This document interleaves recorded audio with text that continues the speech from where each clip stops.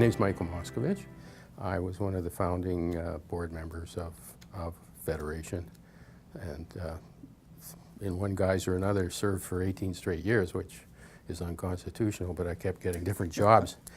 And I started out, actually, it should be remembered that there were certain members appointed to protect the Israel portfolio so that all the money didn't go to the community, which was probably one of the founding reasons of to have a federation.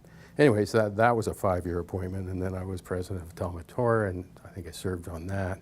And then I became sort of the head guy in the Israel portfolio, and served as that, and then was in charge of missions with my wife, and did 9 missions.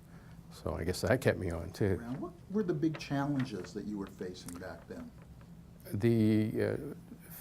The problem or the challenge was that there was, an idea that we should shift some of our funding to, more of the funding to the community.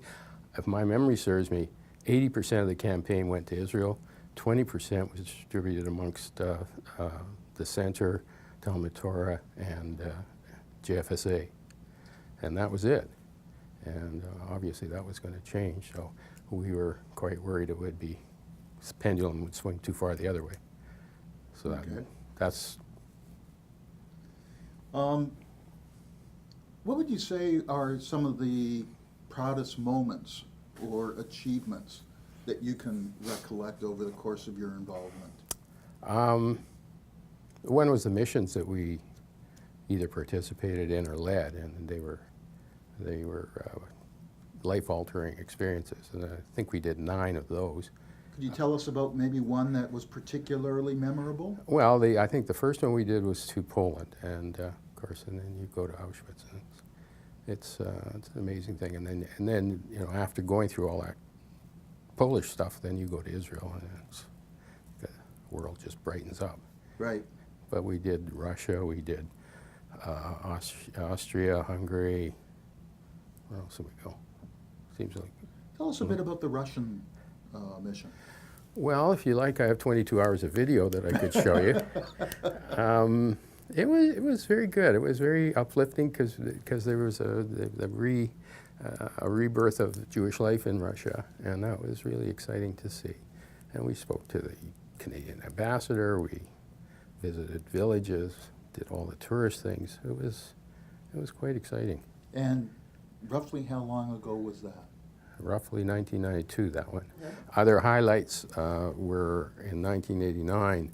I co-chaired the campaign with Risa Levine, and it was the year of the big Russian immigration, and we raised as much that year as we ever have in any year since then.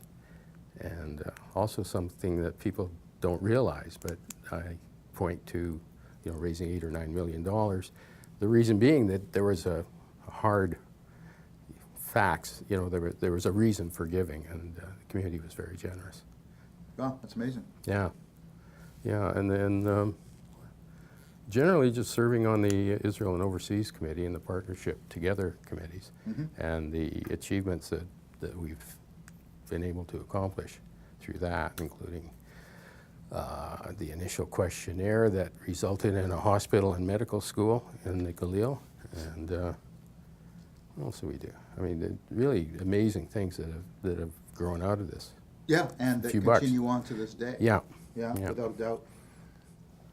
Like Does so. that worry you, that what the community is facing today in terms of, the younger generation in particular not being able to stay in the city and therefore being at risk of kind of losing contact with a lot of its Jewish life? I worry about their commitment to being Jewish, and having grown up in a place like Lethbridge, where we had a peak maybe 300 souls, and we're intensely Jewish.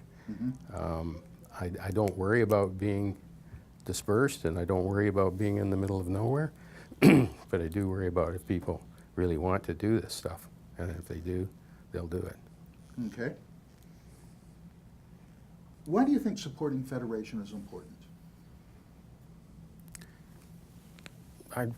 It's a no-brainer, I think. You know, you like to give one gift that you know will be dispersed to many good places, and it's hard to give to everything. And it's nice to be able to do that. It's a community chest.